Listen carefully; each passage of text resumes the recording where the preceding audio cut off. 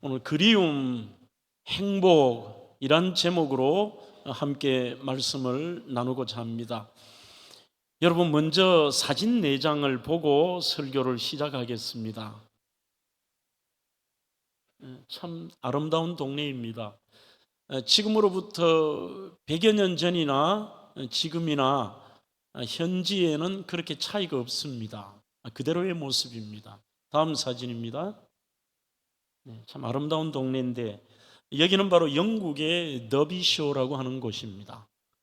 그 다음에 두 사진을 보겠습니다. 또 다른 사진을 볼까요?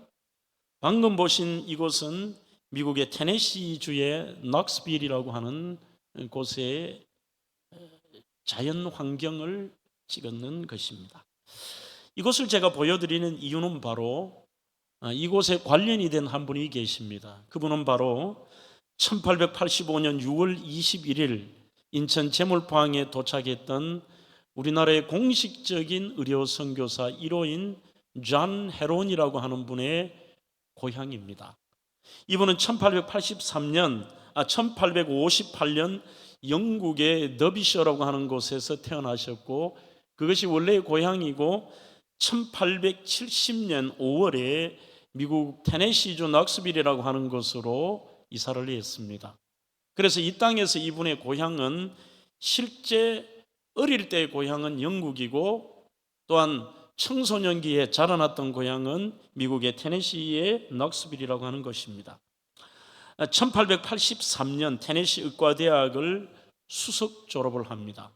얼마나 실력이 있었던지 개교일에 최우수 성적을 받아서 지금은 불가능하지만 당시에는 곧바로 모교에 남아 교수가 되어서 후배를 양성해 달라는 부탁을 받습니다.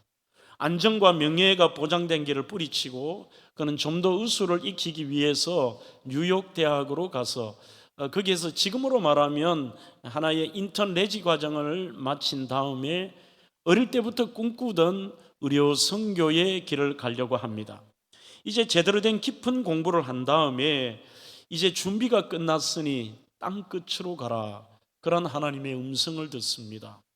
음성을 들은 다음에 이 존 헤론이 지도를 펴고 전 세계의 땅끝이 어딘가 보니 미국 자기가 사는 입장에서 바로 극동, 동양의 가장 끝인 자기가 그동안 알지 못했던 조선이라는 나라가 눈에 들어옵니다. 하나님, 저는 이곳으로 가겠습니다. 그렇게 선교 훈련을 받은 다음에 드디어 한국에 와서 당시에 이미 와 있던 광해원의 알렌을 도와서, 이분은 의사 선교사기보다는 정치인이면서 의료도 했던 분입니다.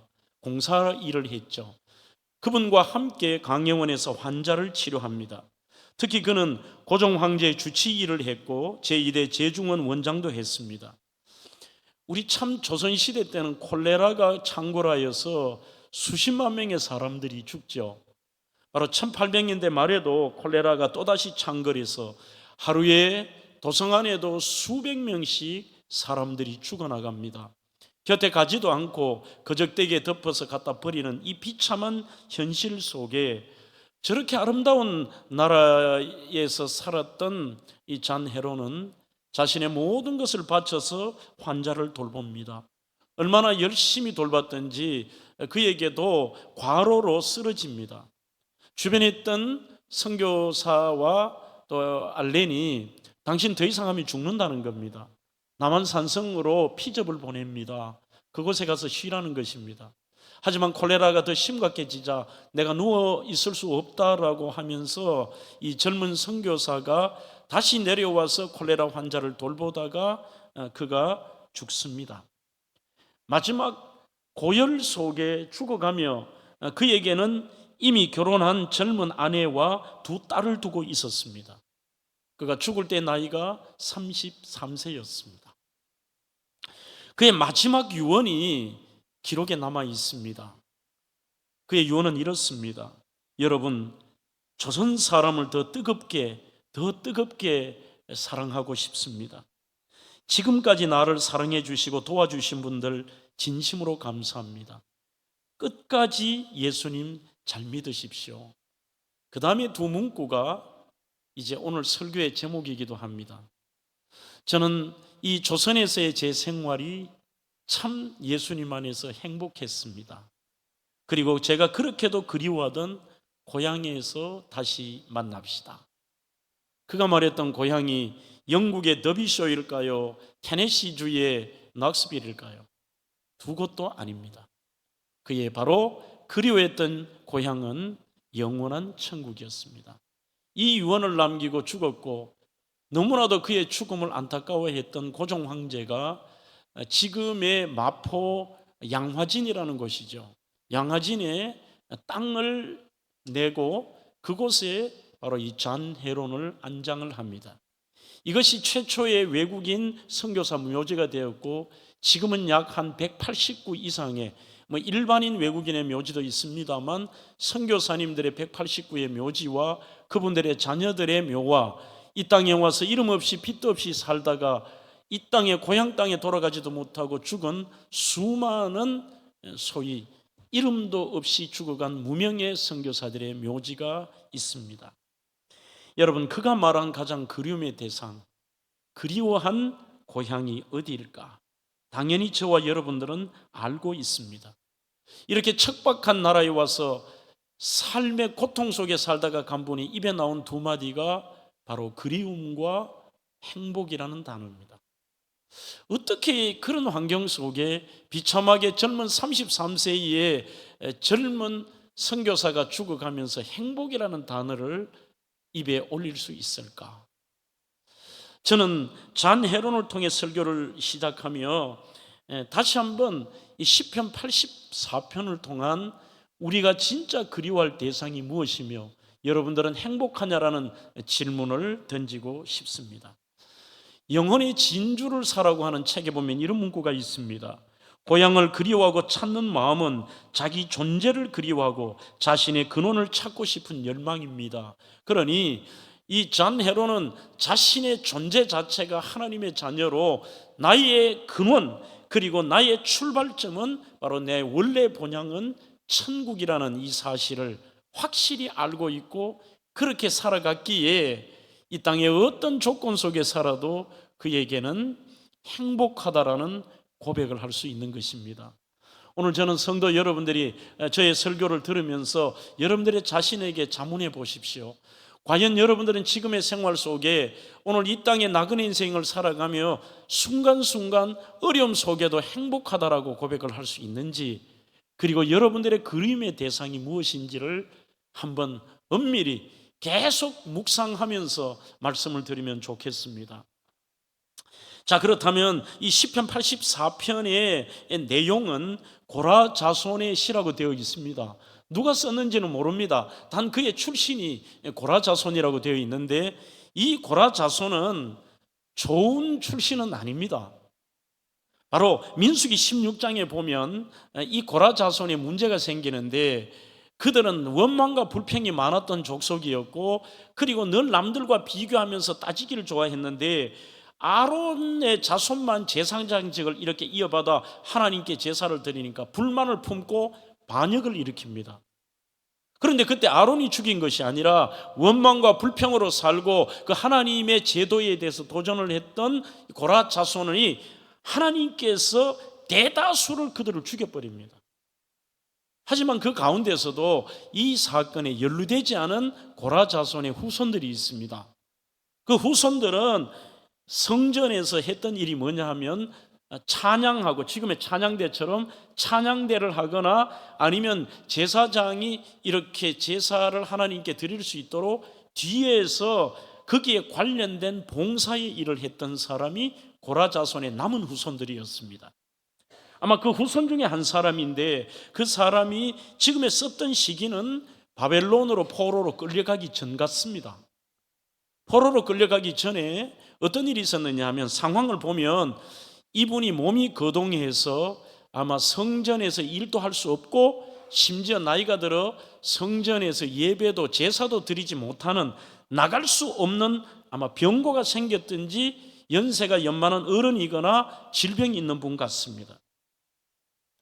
그렇게 예배도 드리지 못하니까 이분에게 그 갈급한 마음을 가지고 시를 쓴 거예요.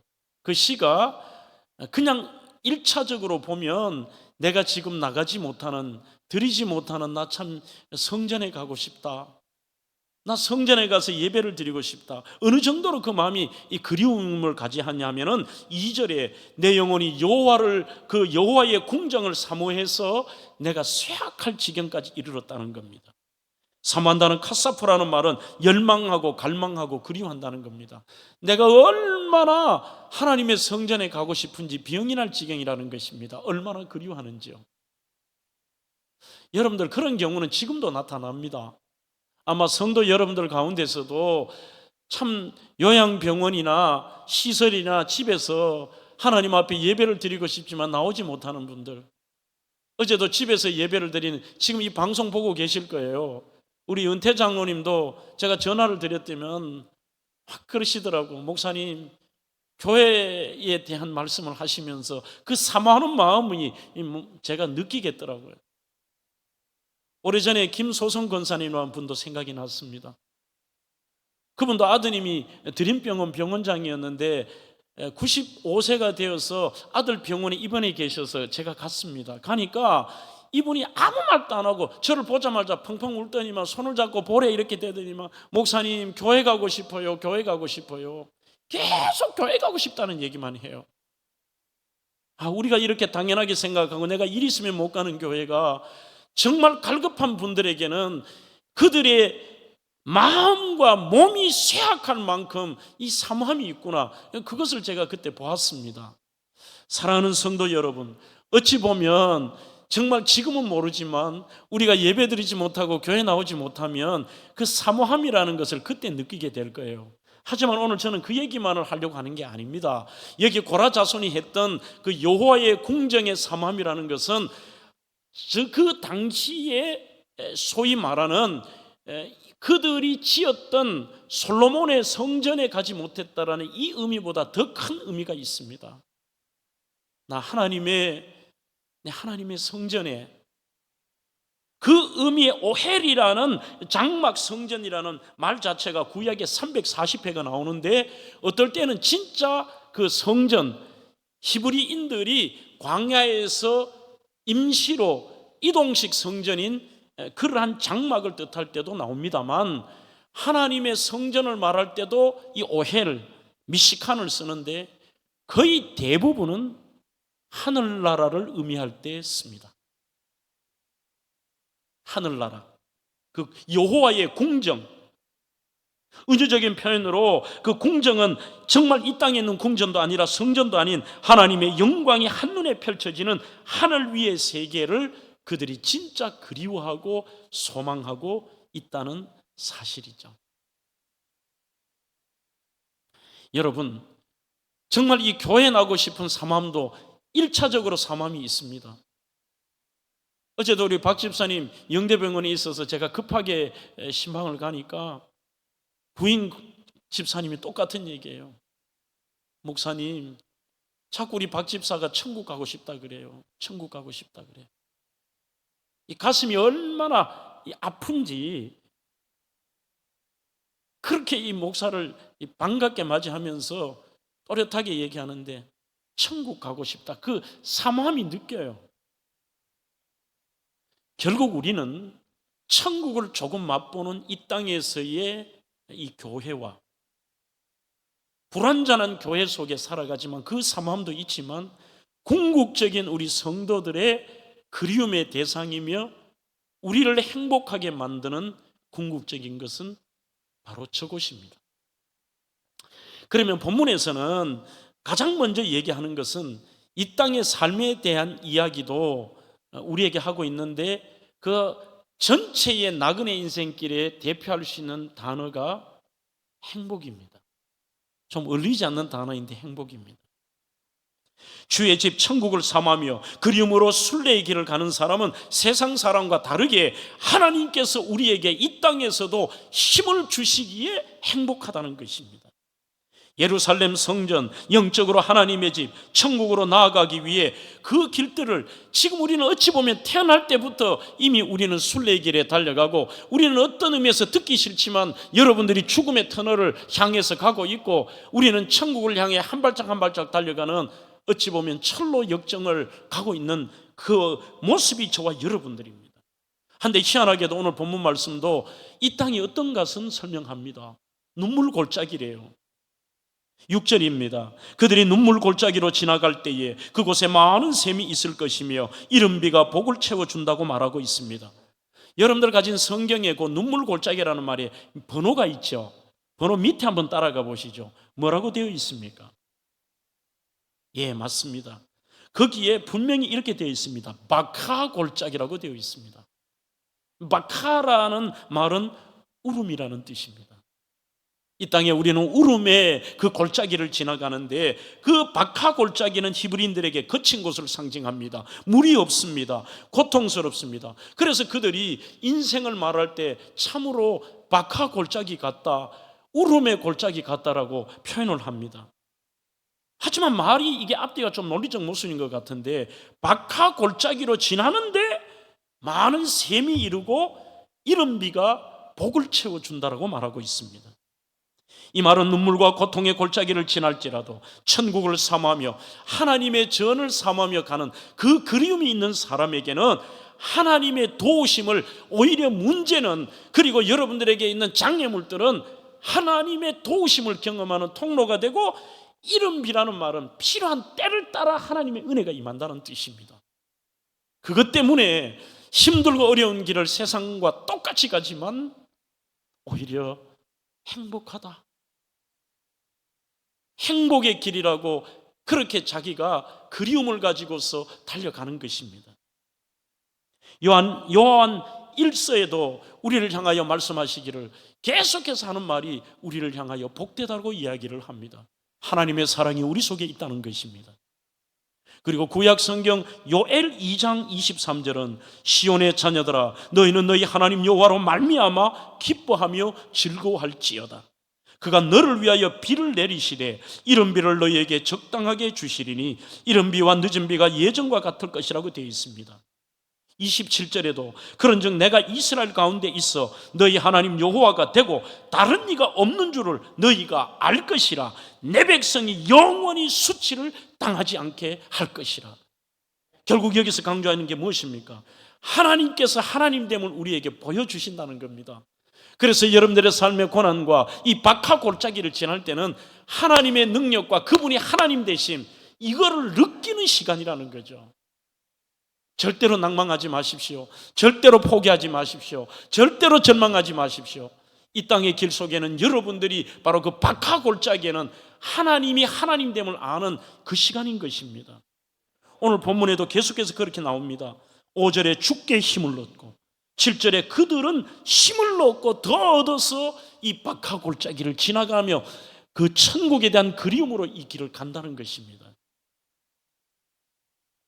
바닷속에 난 길이라고 하는 시편 주석의 책에 보면 이렇게 우리는 이 땅에 천국에 대한 주의 궁정을 삼하며 가는데, 수많은 박하 골짜기에 힘든 것을 만날 때마다 우리는 더욱더 주의 집을 가까이 하고 주님을 가까이 하는 것입니다. 그렇게 할 때에 얻는 주시는 행복이 뭐냐? 4가지로 설명합니다. 마음의 시온의 대로가 열립니다. 더 쉽게 생각하면 하나님과의 관계가 더 깊어집니다. 2번째는 어려운 고비 때마다 많은 하나님의 위로가 임합니다. 3번째는 더 큰 힘을 주셔서 내 힘으로는 안 되지만 끝까지 견딜 수 있게 하십니다. 4번째는 기도를 들어주시고 소원에 응답하시기도 합니다. 이 모든 것이 가능한 것이 왜 그러느냐? 바로 그리움입니다. 내가 갈 영원한 곳, 아름다운 곳, 완벽한 곳이 있기에 오늘 그 박하 골짜기를 우리는 어렵고 힘들지만 견딜 수도 있고, 그리고 행복이라고 단어를 올릴 수도 있습니다. 오래전에 신앙의 선배들이 많이 불렀던 복음성가죠. 아득한 나의 갈 길 다 가고, 그 다음이 중요한 것입니다. 저 동산에서 편히 쉴 때, 이 아득한 나의 갈 길, 막하골짜기라는 것이죠. 내 고생하는 모든 일들을 주께서 아시리. 빈들이나 사막에나, 이 전부 이 박하골짜기예요. 이 몸이 고날지라도 오 내 주 예수 날 사랑하사 날 지켜 주시리. 주님 아신다. 주님 도와주신다. 주님이 함께 하신다. 그 주가 주신 능력으로 힘을 얻고 일어서게 되는 것입니다. 그래서 이스라엘 백성들은 절기에 하나님의 성전에 올라가는 즐거움으로 힘든 평소의 삶을 이깁니다. 6월절에 올라가고 이런 절기 때마다 올라갈 그 즐거움을 생각하며 그 그리움 때문에 평상시의 어려움을 견디다가 그때 또 성전에 올라가고, 영적으로는 실제적으로는 어떻습니까? 우리는 영원한 천국을 바라보며 이 땅의 삶들을, 그것을 그리워하며 행복해하며 기다리는 것입니다. 사랑하는 성도 여러분, 물론 이 땅에 살면서 하나님이 하시는 일들이 이해가 되지 않을 때가 많습니다. 아니, 하나님께서 박하골짜기를 하나님 백성에게 안 주시면 되잖아. 왜 그럴까요? 제가 오래전에 이재철의 참으로 신실하게라고 하는 책을 읽으면서 한 단어에 꽂혔습니다. 그리고 참 은혜를 받았습니다. 하나님의 본심이라는 단어입니다. 우리는 이 땅에 연약한 인간과 무지한 인간으로 어찌 그렇게 하나님의 본심을 저희들이 알까요? 그래서 그 하나님의 본심이라는 관점을 가지고 성경을 보고 하나님이 하신 일들을 보면 답을 찾을 수 있다는 거죠. 예를 들어 보면 출애굽을 한 이스라엘 백성들의 여정입니다. 그 여정 속에 바로 참으로 신실하게의 책에는 하나님의 본심이 뭐냐? 이 출애굽의 여정의 40년의 광야 생활은 전부 고난 박하골짜기처럼 보이는데 그 속에 하나님이 이스라엘 백성들을 괴롭히려고 하는 게 아니라는 것입니다. 그 속에 두 가지의 하나님의 본심이 있더라는 거예요. 하나는 이러한 수많은 과정 속에 하나님의 백성을 구별하기 위해, 성별하기 위해. 두 번째는 수많은 박하골짜기에서 하나님의 역사하심과 하나님의 도우심과 하나님의 함께하심을 통해서 하나님만이 유일한 신이며 전능하신 나의 주인이라는 것을 보여주시기 위해. 좀 이해가 어렵다면 설명을 드려볼까요? 제일 먼저 하나님께서 이스라엘 백성들을 인도하시는데 그 인도하심의 모든 것들을 말을 하면서도 우리는 착각이, 사람들이 자기가 이스라엘 백성들이 길을 막 찾아가다가 문제도 만난 줄 알지만 아닙니다. 하나님의 뜻에 순종한 길이었습니다. 가라며 하면 가고 서라고 하면 서고. 민수기 33장 2절에 보면 출애굽 여정을 하나님이 친히 결정하시고 명령하신 것입니다. 이렇게 쓰고 있습니다. 모세가 여호와의 명대로 그 노정을 따라 그 진행한 것을 기록하였으니 그 진행한 대로 노정은 이렇다. 하나님의 명대로 노정을 따라간 겁니다. 하나님의 말씀에 순종하면 지난주 설교처럼 세상이 이해가 되지 않습니다. 만사형통하고 문제가 없어야 되는데 왜 믿음의 백성에게도 문제가 생깁니까? 도대체 이해가 되지 않습니다. 하나님의 명령대로 살았는데요. 이들이 드디어 이스라엘에서 탈출을 하여서 그들이 하나님의 명대로 가는데 안 따라갈 수도 없습니다. 구름 기둥과 불 기둥으로 인도하는데 구름 기둥이 있구나, 이게 아닙니다. 생존입니다. 낮에는 장렬하는 그 사막의 태양 때문에 위에 구름이 없으면은 이들이 열사병과 얼마 가지 않아서 걷지도 못합니다. 우리가 생각하는 작은 기둥이 아닙니다. 어마어마한 광야를 봤을 때 그들이 있는 곳에서만 위에 구름이 있는 것입니다. 멀리서 보면 기둥처럼 보이는 거예요. 밤에는 사막이 굉장히 춥습니다. 소위 위에서 히터가 나온다고 보면 되는 겁니다. 위에 그들이 있는 위에만 불기둥이 있습니다. 그들이 거기에서 있으면 거기에 있을 수밖에 없습니다. 하지만 구름기둥과 불기둥이 이동하면 따라갈 수밖에 없습니다.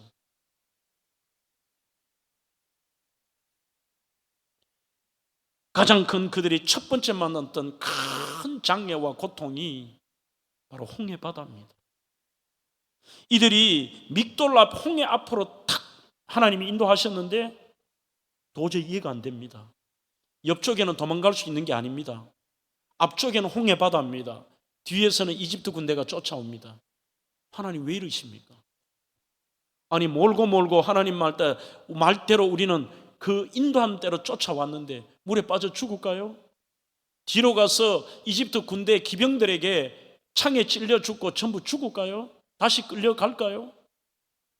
성경에 보면 그들이 거기에서 원망하였다라고 되어 있습니다. 하나님의 방법은 달랐습니다. 우리의 생각을 초월합니다. 바로 인생의 박하골짜기에서 끝나는 게 아니라 인류 역사상 없었던 바다를 갈라버리셔요. 천지 창조가 된 다음에 생겼던 바다가 갈라졌으면 이들이 건너가기 어려웠을 겁니다. 그냥 갯벌 때문에 빠져서 건너지도 못합니다. 장정만 60만 명이고 아이와 부녀자와 모든 사람을 합치면 학자들에 따라서 200만 명에서 300만 명까지 된다고 봅니다. 제가 한번 계산을 해봤습니다. 여러분들 홍해 바다의 이 폭이 얼마냐면 32km에서 긴 곳은 34km가 됩니다. 그 바다가 갈라졌습니다. 성경은 구체적으로 밝힙니다. 세미하신 하나님께서 영원히 어찌 보면 지구가 생겨난 이후에 바다를 갈랐으면 들어가지도 못하는 갯벌이 아니라 마른 땅같이 건넜다고 되어 있습니다. 그러면 이들이 폭으로만 따져도 200만 명을 따져도 제가 백렬 종대로 200만 명이 간다 그래도 길이가 앞에 처음 출발한 사람부터 끝까지가 약 한 20km가 될 겁니다. 만약에 300만 명 같으면 30km가 될 거고요. 홍해바다 30km라면 거의 처음 간 사람이 통과될 지점에 나중된 사람이 이제 출발할 정도로. 그러나 이들이 한 사람 예외 없이 그 홍해바다를 다 건넙니다. 그리고 당연하게 그 앞에 가던 이스라엘 백성이 건너니까 출애굽을 불평을 가졌던 이집트 군대가 따라옵니다. 그들이 들어왔을 때 물이 다시 닫힙니다. 모두가 수장돼 버렸습니다. 이것이 바로 구별입니다. 어떤 경우에도 하나님의 자녀를 보호하시는 하나님의 보호하심과 구별. 그 다음에 이들이 또 만났던 장애가 무엇이냐면 씬이라고 하는, 원문에는 찐이라고 되어 있습니다. 신광야에 도착하니까 그들이 이집트에서 가지고 왔던 모든 음식들이 다 떨어져 버렸습니다. 또 원망하기 시작합니다. 그러자 하늘에서 만나가 내립니다.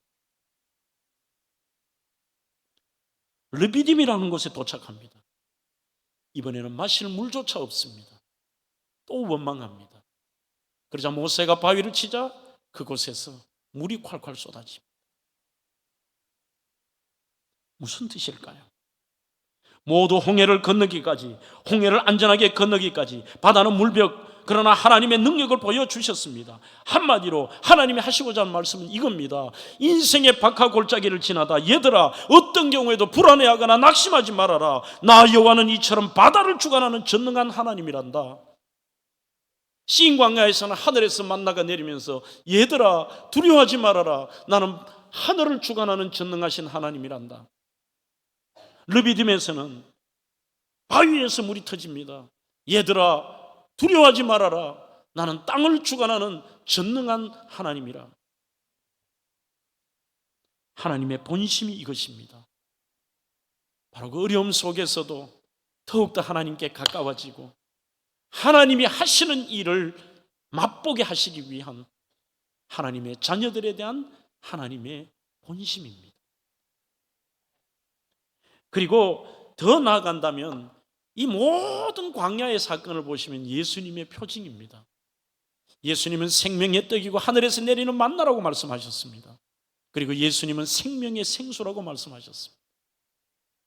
더 나아가서 이스라엘 백성들이 홍해를 건넜던 것을 우리 신약 성경에서는 그들이 세례로 의미한다는 것입니다. 물에 들어갔다 다시 나오는 새 생명과 구별된 하나님의 자녀라는 것입니다. 주님께 힘을 얻고 주님께 간구하며 주님의 능력을 체험함으로 이 땅에서도 고통으로 사는 게 아니라 행복하다고 고백할 수 있습니다. 이런 한 분을 소개해 볼까요? 미국의 프로야구 선수 가운데 데이브 드라베키라고 하는 왼손 투수가 있습니다. 이분은 샌디에고 파드레스와 샌프란시스코 자이언츠에서 7년간 투수 생활을 했습니다. 그러나 1988년 암에 걸려 왼쪽 팔을 수술을 받습니다. 운동선수로는 치명적인 수술을 했는데 두 번 다시 운동장에 나오지 못할 것이라고 했는데 수술을 마친 다음 시즌에 그가 다시 경기장에 나옵니다. 8이닝을 던집니다. 8이닝을 던지고 승리 투수가 되는데 이 일이 있는 5일 뒤에 다시 팔이 부러지고 병원에 가니까 더 이상 불가능하고 팔을 절단을 했습니다. 웬만한 사람이라면 생을 포기하고 절망할 텐데 오늘 이분에게는 신실한 믿음의 아내가 있었습니다. 그리고 이분에게도 어릴 때부터 프로야구 선수로 뛰었지만 정말 하나님에 대한 특별한 마음으로 살아갔던 분입니다. 드디어 은퇴를 했습니다. 그리고 그는 Outreach of Hope이라고 하는 희망의 전도단이라는 선교단체를 만들어 약자들을 보호하고 가난한 자들을 돕고 복음을 전하는 복음 사역을 감당합니다. 바로 옆은 이분이 1990년에 쓴 컴백이라고 하는 책입니다. 이 책에 제가 감동적인 문구를 하나 좀 따와봤습니다. If you can't come back with your own foot. 그런데 come back with Jesus Christ라고 얘기합니다. 그러니 만일 당신의 발로 오늘 그 박하 골짜기에서 일어날 수 없다면 예수 그리스도와 함께 일어서십시오. 이렇게 주장합니다. 오늘 이 땅에 우리의 모든 삶의 고난들은 주가 주신 능력으로 예수의 이름으로 나는 일어설 수 있다라고 컴백할 수 있다라고 강하게 그는 고백하고 있는 것이에요. 그 어떤 경우에도 우리는 하나님의 도우심과 하나님의 본심이 있기 때문에 우리는 행복이라는 단어를 올릴 수가 있습니다. 마지막으로 주의 집을 사모하는 자는 주의 집 그 아름다움과 완벽함을 알기에 우리는 행복한 것입니다. 오늘 본문의 기자는 주의 집의 행복을 알기에 아무리 이 땅이 행복한 것처럼 보여도 심지어는 이렇게 표현합니다. 이 땅에서 내가 황제로 사는 것보다 하나님의 집에 나는 문지기로 사는 게 더 좋습니다. 10절입니다. 주의 궁정에서 한 날이 다른 곳에서의 첫날보다 나은즉 악인의 장막에 사는 것보다, 즉 내가 이 땅의 장막에 사는 것보다 내 하나님의 성전 문지기로 사는 것이 더 좋다라고 고백하고 있습니다. 돌아갈 고향이 있는 사람, 그 돌아갈 고향이 얼마나 아름답고 좋은 것을 아는 사람. 잔 헤로는 영국도 아니었습니다. 잔 헤로는 미국의 테네시도 아니었습니다. 그에게도 역시 이 땅의 삶의 길고 짧음, 어떤 모습으로 살든지 간에 행복한 그의 고백과 고향은 바로 저곳에 있었습니다. 히브리서 11장 16절에 수많은 우리의 믿음의 선진들도 저희가 이제는 더 나은 고향을 사모하니 곧 하늘에 있는 것이라고 말합니다. 빌립보 3장 20절 그러나 우리의 시민권은 하늘에 있는지라 거기로부터 구원하는 자 곧 예수 그리스도를 기다린다고 되어 있습니다. 계시록 21장에는 모든 눈물을 그 눈에서 닦아주시니 다시는 사망이 없고 애통하는 것이나 곡하는 것이나 아픈 것이 다시 있지 아니하리니 처음 것들이 다 지나갔습니다. 계시록 21장에 말하는 주의 집 하늘나라는 또 내가 새 하늘과 새 땅을 보니 처음 하늘과 처음 땅이 없어졌고 바다도 있지 않더라. 이단 사이비 신천지는 이 땅에서 신천신지가 되고 여호와의 정의는 여호와의 왕국, 이 땅에서 그런 천년 왕국이 되고 아닙니다. 그 정도의 수준이 아닙니다. 우리가 모르는 완전히 새로운 것은 아니지만 그러나 지금의 것들을 이렇게 주물러서 만드시는 것이 아닙니다. 완전한 새하늘과 새 땅, 그것은 완전히 새로운 나라입니다. 하나님이 계신 거룩한 나라입니다. 아름다운 나라입니다. 계시록 21장 2절에는 그 준비한 것이 신부가 남편을 위하여 단정한 것 같더라. 여러분들, 이것 때문에 우리는 그리움 속에 우리는 행복하게 살 수 있습니다. 저는 그것을 알기 때문에 요즘도 매번 저의 설교를 체크해 봅니다. 내가 과연 우리 대명의 성도들에게 얼마나 많이 예수의 이야기를 하고 얼마나 많이 내가 천국의 메시지를 선포하느냐. 수십 번 수백 번 해도 여러분들 이 천국에 대한 감각이 떨어져서는 안 됩니다. 이게 우리의 신앙의 핵심입니다. 송태근 목사는 천국은 우리가 상상하는 정도가 아니라 본 적 없는 놀라운 아름다운 곳이라고 되어 있습니다. 신성종 박사는 내가 본 지옥과 천국에서 내가 세상에서는 시인으로 등단하여 3권의 시집도 냈지만 천국에 대한 아름다움과 사랑과 설렘과 기쁨과 평화의 모습을 다 묘사할 수 없다는 게 안타깝다. 여러분, 잔 메카트의 천국을 말하다는 곳에서 이렇게 말합니다. 천국은 실제 않은 장소로 진짜 있다는 겁니다. 상상하는 공간이 아닙니다. 무슨 유령이 떠돌아다니거나 사람의 상상 속에 있는 것을 그렇게 우리에게 희망을 주고 하려 하는 거짓 희망이 아닙니다. 요한복음 14장에 예수님은 처소라는 태폰, 실제 않은 장소요, 그리고 보는견이라고는 단어, 실제의 공간이고 나라이고, 더 나아가서 모나이는 실제로 몸으로 영으로 존재하는 곳이라고 그렇게 표현하고 계십니다. 잔 메카트는 세상은 나의 집, 나의 고향이 아니라고도 말합니다. 보잘것없는 세상의 즐거움보다 비교할 수 없는 천국의 풍성한 기쁨을, 이렇게 오늘 설교의 제목이 나오죠. 그것을 그리워할 때 이 땅에서도 행복하다. 네 번째, 천국의 삶은 완전하고 영원하다라고 얘기합니다. 완전하고 영원하다. 퍼펙트한 것입니다. 어느 한 부분 불완전한 것이 아닙니다. 그래서 어떤 경우에도요, 애들도 예외가 아니에요. 결국은 천국입니다. 저는 어릴 때에 성가대에 그 찬양을 부를 때마다 왜 그렇게 좋은지요. 아이도 그렇게 설레요.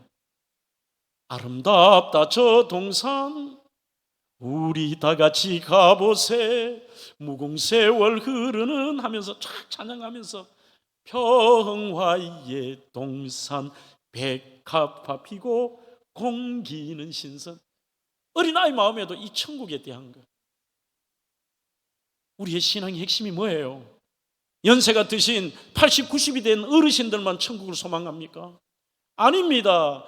아이들도 이 천국을 생각할 때 행복할 수 있습니다. 청소년들도 천국을 그리워할 때 행복할 수가 있습니다. 그래서 저는 부흥집회를 나갈 때마다 어떤 곳이든지요, 마지막 제 설교는 천국 설교입니다. 지난번에 알칸사에서 연합집회할 때도 괴로움과 죄가 있는 곳, 나 비록 여기 살아도 빛나고 높은 저곳을 바라본다고 하니까 다 울더라고요. 거기 있는 분들이. 다음 주에 제가 7월 첫째 주인가요? 서울 사랑의 교회 청년들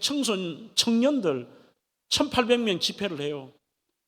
그때도 마지막 설교를 제가 천국 준비했습니다. 오늘 한 가지 이야기로 설교를 마무리해보자 합니다. 웨스트민스터 석자 교수인 번 포이트레스라고 하는 아주 유명한 분이 있습니다. 이분은 조직 신학자이면서 요한계시록을 강의를 하시는데 연세가 굉장히 많습니다. 많은데 왜 대단하냐면 하버드보다 점수가 높다는 칼텍의 수학과를 졸업하시고 하버드 대학교에서 수학으로 박사를 받으시고 20대 때 대학 교수를 하신 분입니다. 이분이 깊은 은혜를 체험하고 천국 소망으로 신학을 하고 신학교 교수가 되셨어요. 또 다른 박사를 받으시고, 이분이 하버드대 박사이면서 신학교 웨스트민스터 교수를 하시는데 76년부터 지금까지 교수하시는데 늘 이 천국에 대한 말씀을 신학생들에게 많이 해요. 그리고 계시록을 숫자, 상징, 환상이 많이 나오니까 그것을 풀어주시면은 전부 신학생들이 이렇게 말한대요. 교수님, 너무 어려워요. 이때 이 포이트레스가 이렇게 얘기했다고 합니다. 여러분들, 내가 출석하는 교회 유년주일학교 아이들에게도 내가 여러분들이 하는 똑같은 천국 내용 얘기하면 얘들은 전혀 어려워 여기지 않아요. 하나도 어렵게 생각 안 한다는 거죠. 오히려 이 아이들은 내가 천국을 이야기할 때마다 이 아이들은 그 표정 속에 설레임과 행복함이 드러나요. 너희들이 인간적인 머리와 그리고 자신들이 아는 것으로 자꾸 천국을 이해하려고 하니까 어려운 거야. 얘들은 그대로 받아들이니까 설레요. 얘들은 행복하다는 것입니다. 결국에는 하나님께서 승리하시고 하나님이 준비하신 완벽한 놀라운 곳에 들어가는 것을 이 아이들은 그대로 받아들이기 때문에 이 아이들은 그 교수님이 이렇게 얘기합니다. 천국 기대. 유년부 아이들이 이해하는 게 너희들이 왜 어려워? 너희들이 받아들이지 않기 때문이잖아. 오늘 제가 책을 하나 소개하고 기도하겠습니다. 여러분들의 자녀들 주일학교나 청소년도 괜찮을 것 같고요. 청년들조차도 어려운 건 모르는 사람, 이 랜디 알콘이라는 교수님이 쓴 천국이 궁금해요라고 하는 이 책이 있습니다. 제가 검증을 해봤어요. 처음부터 끝까지 한 문구 한 문구 아이들이 읽어야 되기 때문에 보니까 대단히 쉽게 구체적으로 천국에 궁금한 점을 써놨습니다. 여러분들 자녀들이나 제가 다 사드리지는 못하고 여러분들 손주들에게 이 책을 꼭 한번 보여줘 보십시오. 그리고 오늘 오신 새가족 아이들이 있는 것 같은데 새가족 제가 오늘 이 책 드릴게요. 사랑하는 성도 여러분, 필립 얀시라고 하는 분은 주의 집을 사모하는 자는 세상이 다른 렌즈로 보인다고 했습니다. 오늘 우리에게 진짜 실제하는 그 천국에 대한 그리움이 있으십니까? 여러분들의 삶이 어떠할지라도 우리가 가야 될 그 고향에 대한 그림이 있는 분들은 여전히 이 땅에서도 행복하십니다.